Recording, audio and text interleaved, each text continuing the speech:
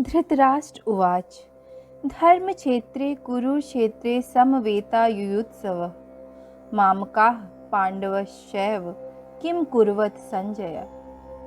धृतराष्ट्र बोले, हे संजय, धर्मभूमि कुरुक्षेत्र में एकत्रित युद्ध की इच्छा वाले मेरे और पांडु के पुत्रों ने क्या किया।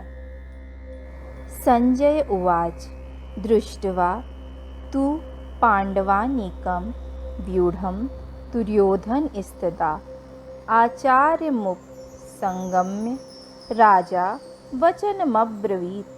संजय बोले, उस समय राजा दुर्योधन ने व्यूह रचना युक्त पांडवों की सेना को देखा और द्रोणाचार्य के पास जाकर यह वचन कहा, पश्यताम पांडुपुत्राणामाचार्य महतीम चमूम व्यूढ़ाम द्रुपदपुत्रेण तव शिष्येण धीमता।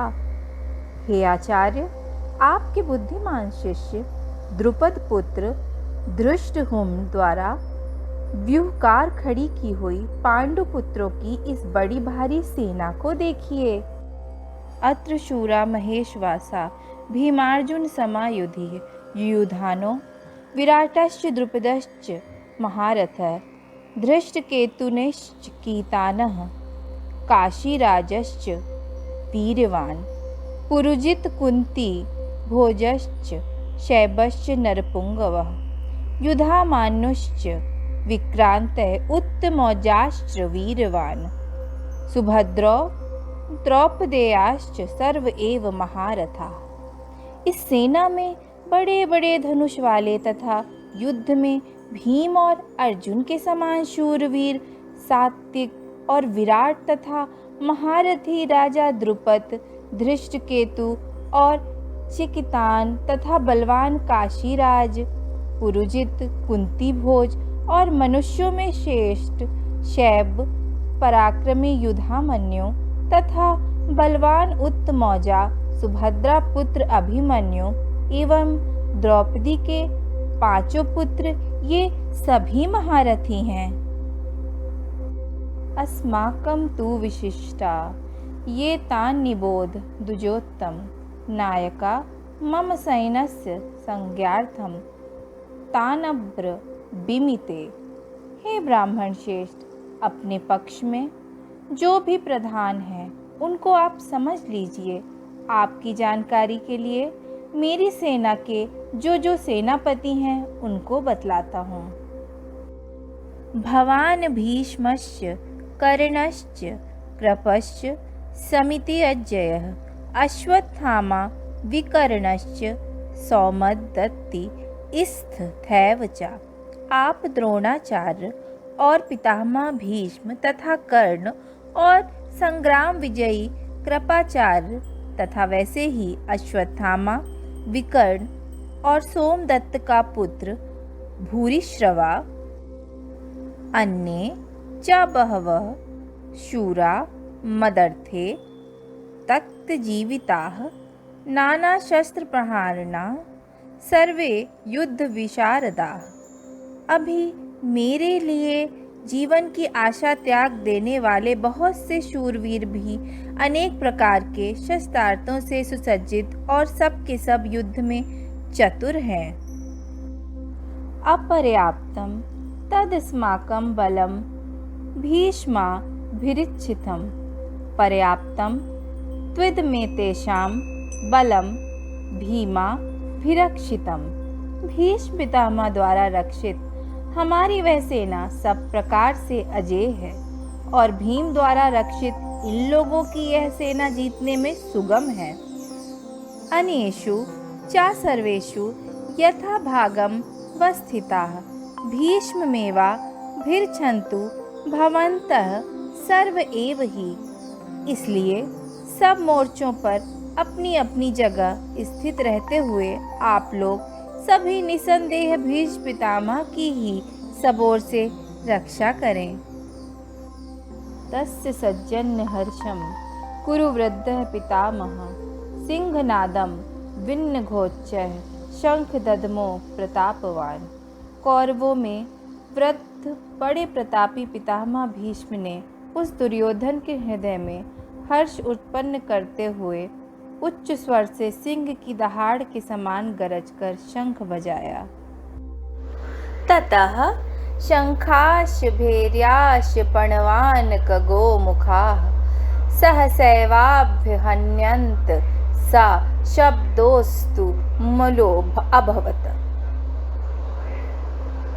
इस श्लोक का अर्थ है, इसके पश्चात शंख और नगाड़े तथा ढोल मृदंग और नारसिंग आदि बाजे एक साथ ही बजे उठे। उनका वह शब्द बड़ा भयंकर हुआ। ततः श्वेतेर हयैर्युक्ते महति सयन्दने स्थितो माधवः पाण्डवश्चैव दिव्यो शंखो प्रदमतुः। इसके अनंतर सफेद घोड़ों से युक्त उत्तम रथ में बैठे हुए श्री कृष्ण महाराज और अर्जुन ने भी अलौकिक शंख बजाए। पंचजन्यम ऋषिकेशो देवदत्तम धनंजय पौड्रम दधमो महाशंख भीमकर्मा वृकोदरः।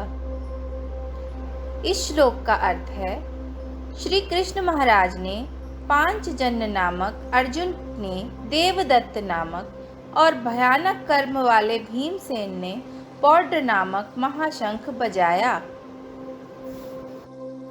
अनंत विजयम राजा कुंती पुत्रो युधिष्ठिरः नकुलः सहदेवश्च सुघोष मणिपुष्पकौ। इस श्लोक का अर्थ है, कुंती पुत्र राजा युधिष्ठिर ने अनंत विजय नामक और नकुल तथा सहदेव ने सुघोष और मणिपुष्पक नामक शंख बजाए। काशस्य परमेशवासः शिखंडी च महारथः दृष्टहुम्नो विराटश्च सत्यकीश्रा पराजितः। द्रुपदो द्रौपदेयाश्च सर्वशः पृथ्वीपते सौभाद्रस्य महाबाहो शंखनादद्मुः पृथक पृथक। इस श्लोक का अर्थ है, श्रेष्ठ धनुष वाले काशीराज और महारथी शिखंडी एवं दृष्टघुम्न तथा राजा विराट और अजेय सत्यकी राजा द्रुपद और द्रौपदी के पांचों पुत्र और बड़ी भुजा वाले सुभद्रा पुत्र अभिमन्यु, इन सभी ने हे राजन सबोर से अलग अलग शंख बजाए। सघोषो धार्तराष्ट्राणां हृदयानि विदायरत् नाभश्च पृथ्वीं चैव तुमुलो वेणुनादयन्। इस श्लोक का अर्थ है, और उस भयानक शब्द ने आकाश और पृथ्वी को भी गूंजते हुए धृतराष्ट्रों के अर्थात आपके पक्ष वालों के हृदय विदीर्ण कर दिए। अब अर्जुन का सैन्य परीक्षण और गांडीव की विशेषता। अर्जुन उवाच, अथ व्यवस्थितान् दृष्टा धृतराष्ट्रान् कपिध्वजः प्रवत्ते शस्त्र संपाते धनुरुग्म पांडवः। ऋषिकेशं तदा वाक्यमदीयमाह महीपते सेनयोरु भयोर्मध्ये रथम स्थाप्य में अच्युत। इस श्लोक का अर्थ है, हे राजन, इसके बाद कपिध्वज अर्जुन ने मोर्चा बांधकर डटे हुए धृतराष्ट्र संबंधियों को देखकर उस शस्त्र चलने की तैयारी के समय धनुष उठाकर ऋषिकेश श्री कृष्ण महाराज से यह वचन कहा कि हे अच्युत, मेरे रथों को दोनों सेनाओं के बीच में खड़ा कीजिए।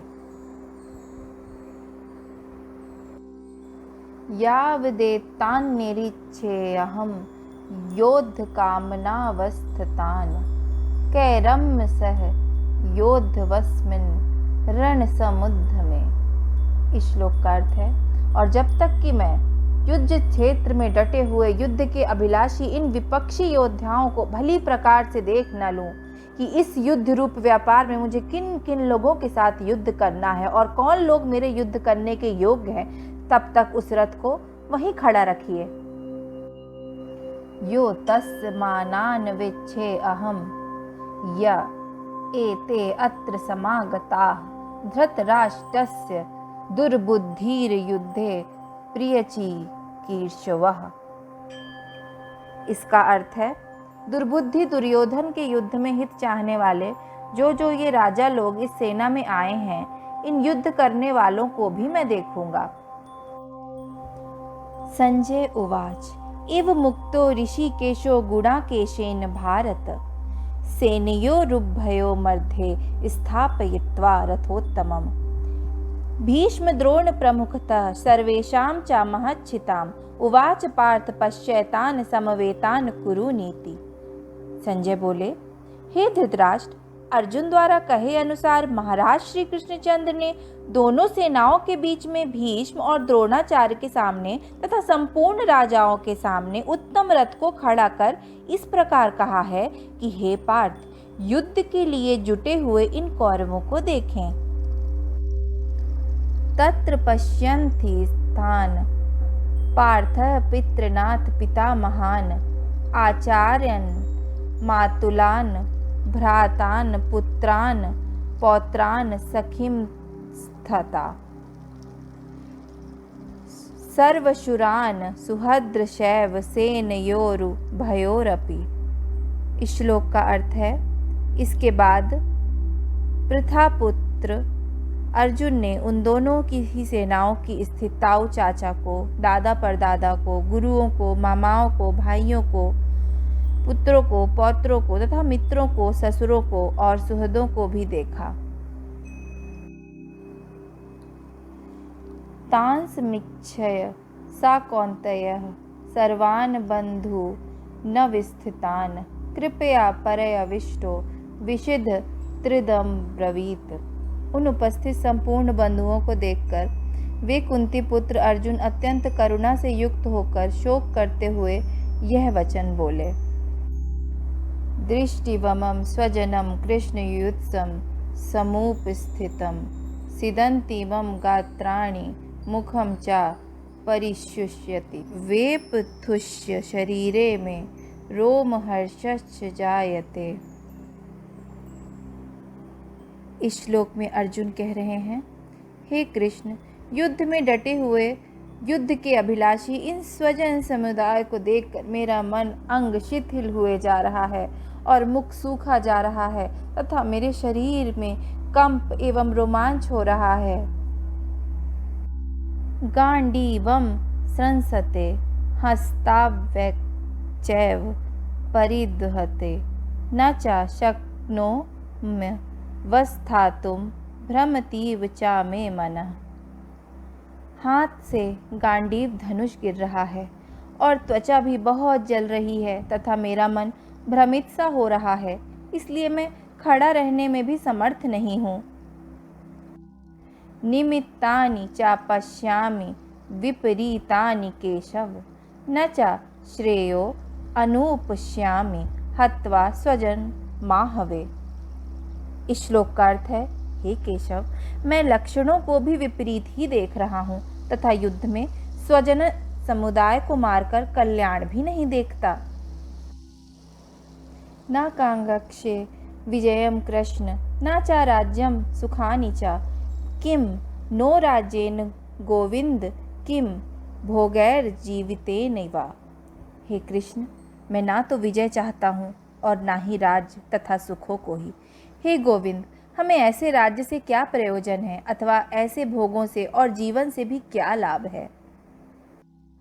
येषामर्थे कांगशितम नो राज्यम भोगाः सुखानि च ता इमे अवस्थिता युद्धे प्राणाम त्याक्त्वा धनानि च।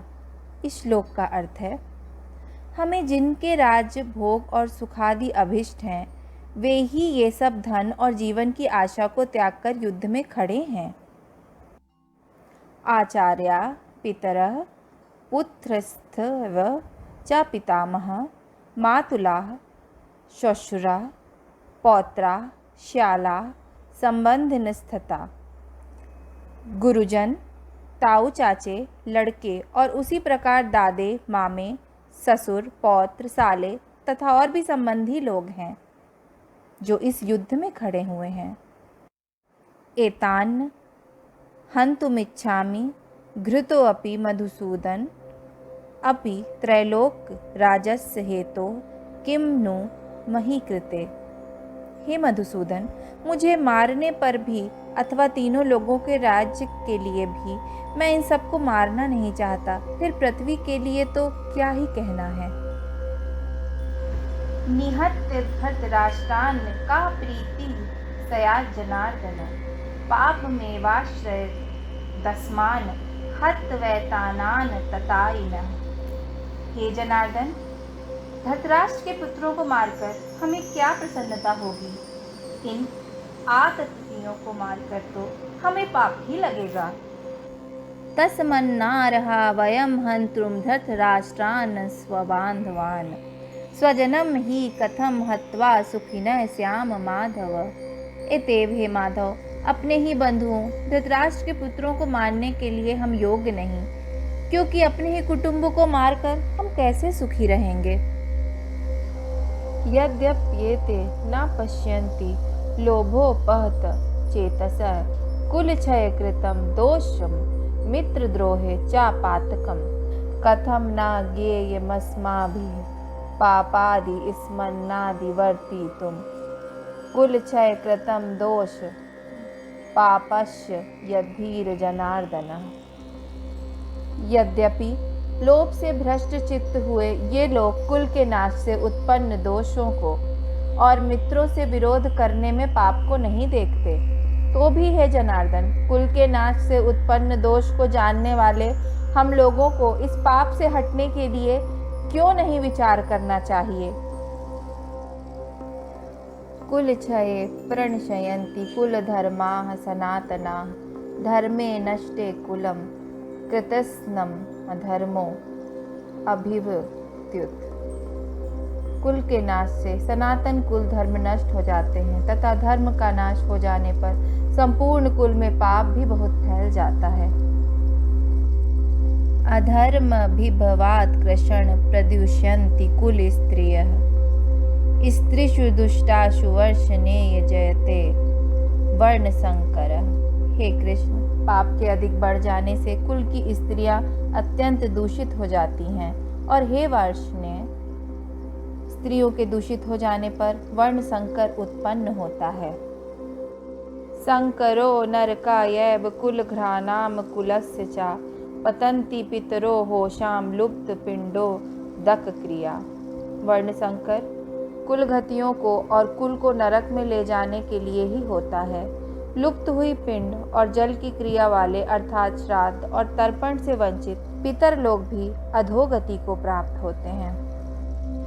दोषे रहते कुलघानानां वर्ण संकर कारकैः उत्साद यन्ते जाति धर्मा कुल धर्माश्च शाश्वताः। इस श्लोक का अर्थ है, इन वर्ण संकर कारक दोषों से कुल घातियों के सनातन कुल धर्म और जाति धर्म नष्ट हो जाते हैं।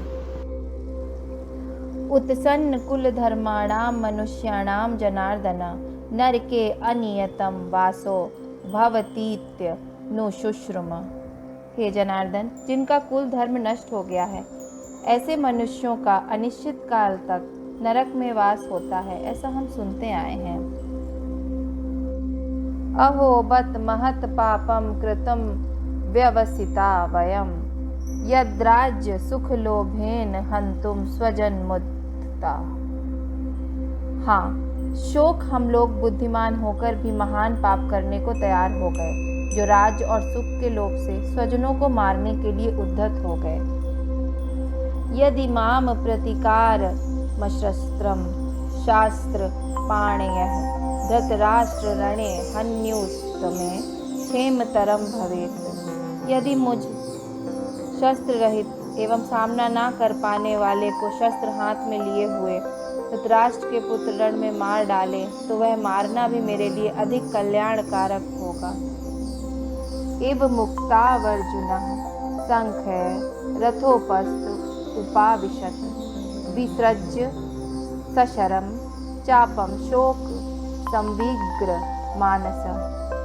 संजय बोले, रणभूमि में शोक से उदिग्र मन वाले अर्जुन इस प्रकार कहकर बाण सहित धनुष को त्याग कर रथ के पिछले भाग में बैठ गए हैं।